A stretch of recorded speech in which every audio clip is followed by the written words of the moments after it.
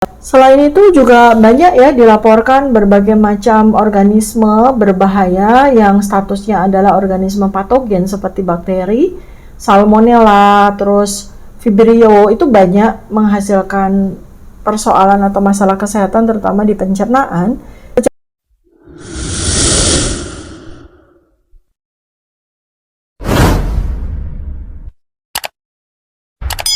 Kalau kita lihat di Instagram lagi pada seliweran para food vlogger sama juga selebgram gitu lagi pada rame-rame makan ganjang-genjang ya. Jadi itu sejenis menu atau resep tradisional dari Korea yang isinya adalah rajungan ya, sejenis kepiting rajungan mentah yang sudah difermentasi ya.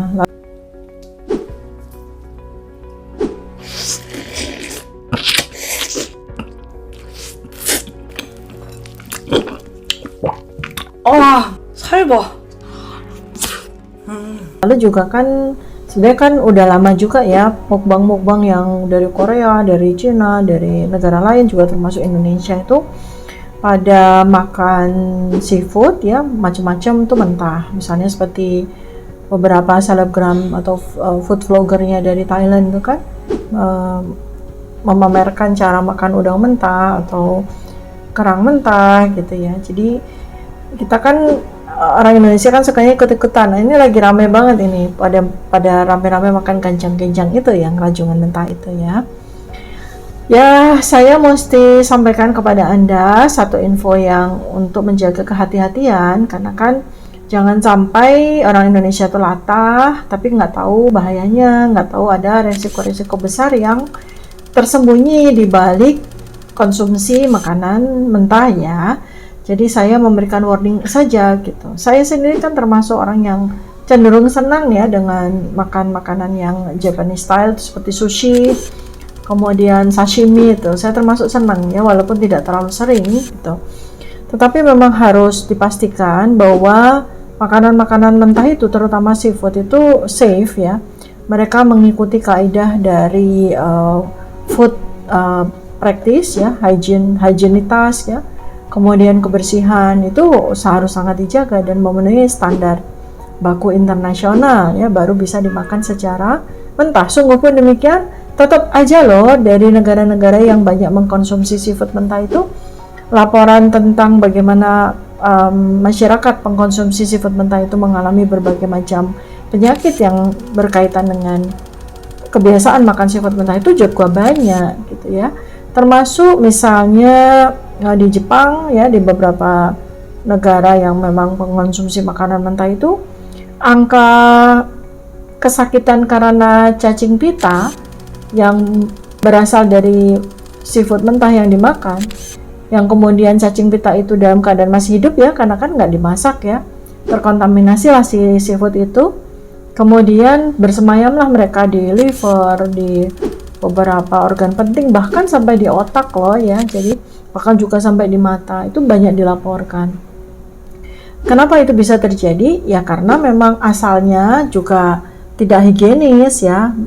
Misalnya contoh, ikannya sendiri atau seafoodnya sendiri, mau udang, cumi, ataupun kerang misalnya gitu, dia sudah mengandung larva cacing pita di dalam tubuhnya.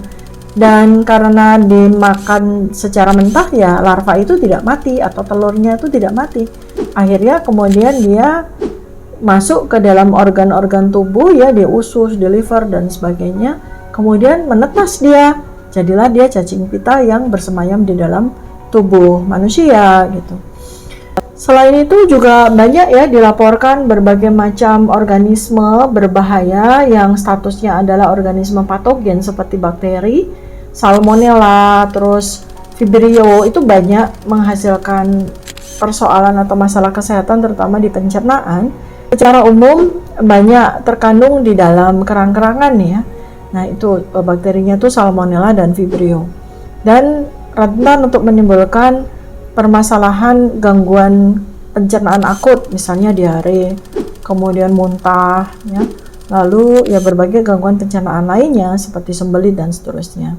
Bahkan tidak tertutup kemungkinan bakteri itu kemudian juga ada di dalam tubuh dan kemudian pada suatu ketika status imunitas orang yang di dalam tubuhnya itu terkandung bakteri tersebut, kemudian bisa menimbulkan penyakit yang cukup serius ya.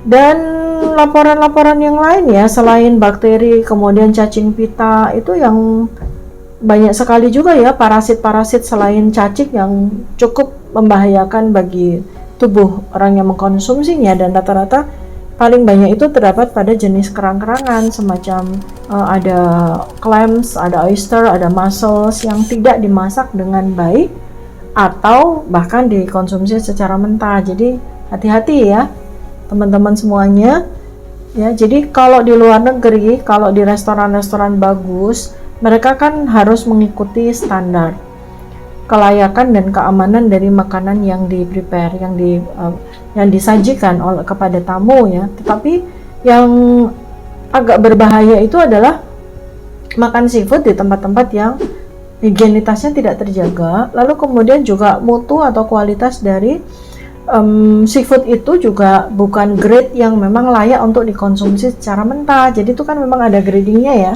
Jadi grade tertentu dia memang sudah masuk di dalam standar makan internasional sehingga dia bisa dimakan secara mentah.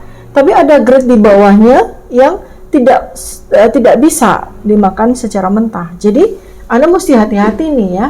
Pemilihan tempat di mana Anda mau menikmati makanan seafood mentah itu juga harus hati-hati ya.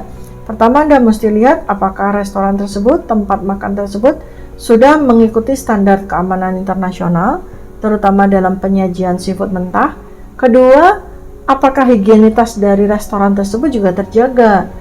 Jangan sampai Anda mengkonsumsinya di sembarang tempat yang tidak terjaga higienitasnya.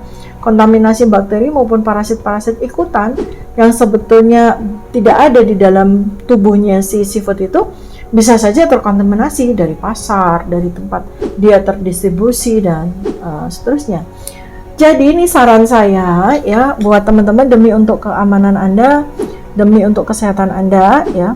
Karena kan selain itu juga ada kontaminasi logam berat, ada kontaminasi bahan-bahan berbahaya yang lain ya itu. Jadi pertama adalah pastikan bahwa tempat di mana Anda mau mengkonsumsi seafood mentah itu memang sesuai dengan standar internasional, mengikuti standar internasional. Kemudian yang kedua adalah higienitas, perhatikan baik-baik. Kalau perlu Anda bisa lihat dapurnya dan bagaimana cara penyajiannya ya. Kemudian berikutnya adalah Anda harus pastikan bahwa kualitas seafood yang disajikan itu memang betul-betul terjaga ya. Dari sisi bentuknya, dari sisi kualitasnya. Anda kan kalau yang udah biasa pasti udah bisa membedakan kan mana oyster ya yang layak untuk dikonsumsi secara mentah dan mana yang tidak. Atau misalnya ikan salmon gitu ya, mana yang layak untuk dikonsumsi secara mentah dan mana yang tidak. Juga seafood-seafood yang lain. Jadi sekali lagi, jangan sampai mengabaikan kesehatan Anda ya demi untuk ikut-ikutan nih. Jadi betul-betul harus Anda perhatikan baik-baik.